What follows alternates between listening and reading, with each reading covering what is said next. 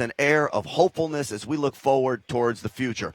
With all of that said, though, security is tight, as it should be for any time a president comes in and speaks. Now, I will say they have it much better this morning than they did yesterday when they cleared off the entire broadcast row. Now, imagine this. There were people in the middle of radio shows. Cam and Company was in the middle of their radio show.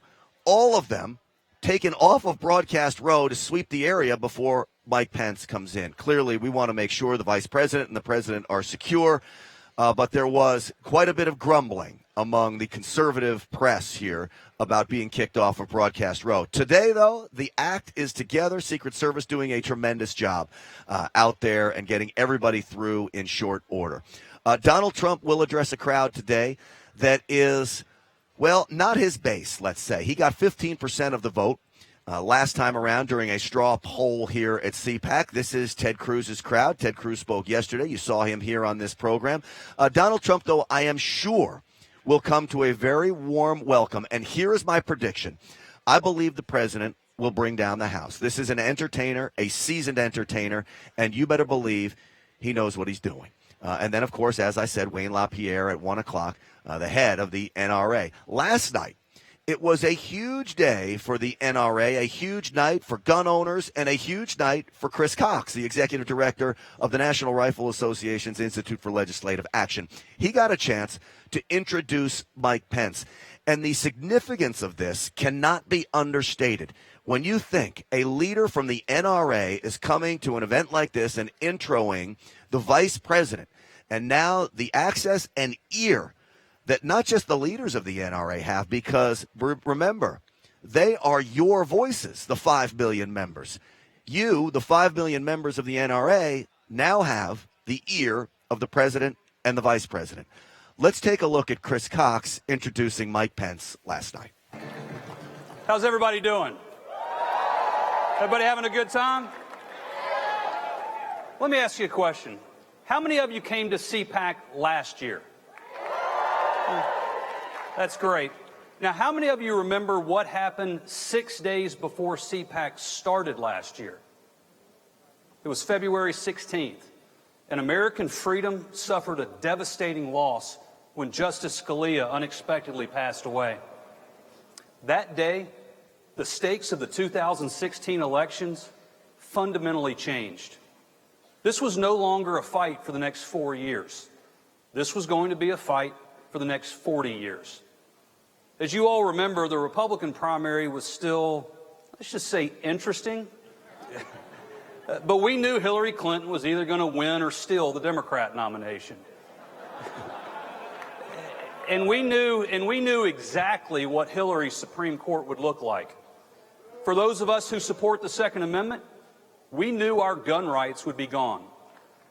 Our right to keep and bear arms survived the Supreme Court by just one vote, and he had just passed away. Think about that. The court said we have a right to keep a gun in our homes to protect ourselves if, God forbid, some criminal breaks in and wants to murder us. That's it. That's all they said. But Hillary's view? She said it was a terrible decision, that the Supreme Court was wrong on the Second Amendment. So we decided that freedom could not afford for us to wait. The NRA hasn't backed down from a fight in 146 years, and we sure as hell weren't scared of Hillary Clinton.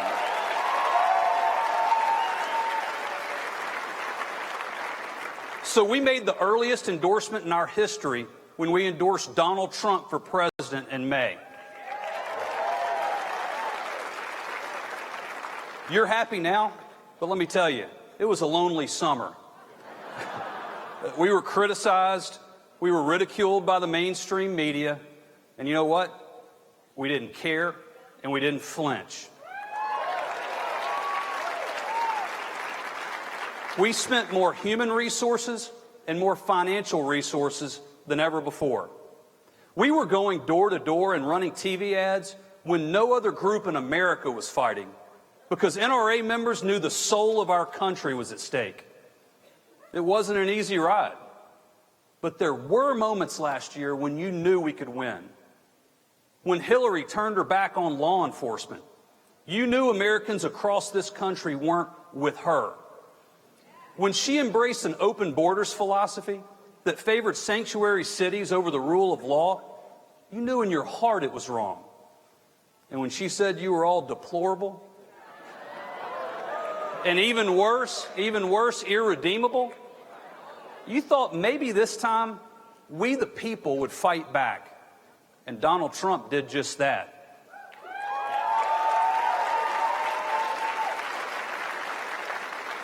Sanctuary cities? No thanks. I'll take a wall.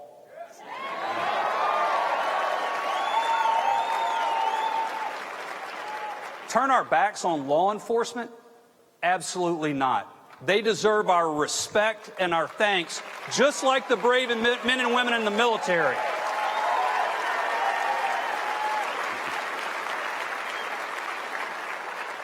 And while CNN serenaded Hillary Clinton, Donald Trump's fingers got to talking on Twitter.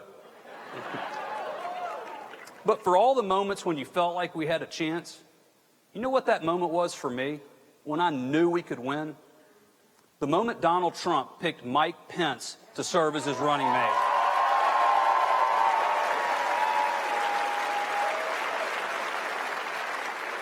I have the honor tonight of introducing and presenting an award to the Vice President, and I couldn't be more proud to do so.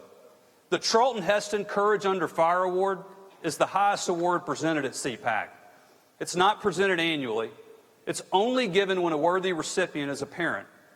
It is designated to recognize individuals who have demonstrated courage, strength of character, and backbone in defending conservative values and principles. The award is a flintlock rifle. It's what the mainstream media calls a high-powered weapon of war, so we left it out back. But in reality, it represents the strength of American freedom, and so does this year's award winner. Throughout his life, Mike Pence has stood on faith and stood on principle. He remains grateful for the grace of God, the love and support of his family, and the blessings of liberty that are every American's birthright. That sums up the man, and I can't think of a better recipient of this award. Ladies and gentlemen, the 48th Vice President of the United States and his wife, Karen, Mike Pence. Well, that was Chris Cox, the executive director of the NRA's Institute for Legislative Action, gave a tremendous speech. You know, the best line of the night was the flintlock rifle being a weapon of war. That's what the mainstream media thinks. And he adds a little humor in there. And what a great leader for gun owners everywhere in Chris Cox. I mean, you rest assured that he is battling, and there are still forces at play here in Washington. And Chris Cox is leading a tremendous team in Washington to stick up for all of your rights out there. I want to bring in Bill Whittle, our NRA contributor. Bill, great to see you again this morning. Well, we didn't actually leave, Grant. We've been here all night basically producing more content. That's right. It's been nonstop preparation. Pretty much. We're on day 4 now. No, it's great to be back. And that was a tremendous introduction. And you know, he really got to the heart of the thing. It's like, I don't know why people can't understand this. Mao Zedong said that that power comes from the barrel of a gun. And he's right. That's the ultimate political power, is the ability to tell somebody to do something or else you're going to kill them. And that's why the founders understood, long before this communist came to power and murdered 50 million people, they understood that power comes from the barrel of a gun, and therefore the ultimate power in the country is going to remain in the individual citizens of the United States and not in the federal government or the state government. You know what I love?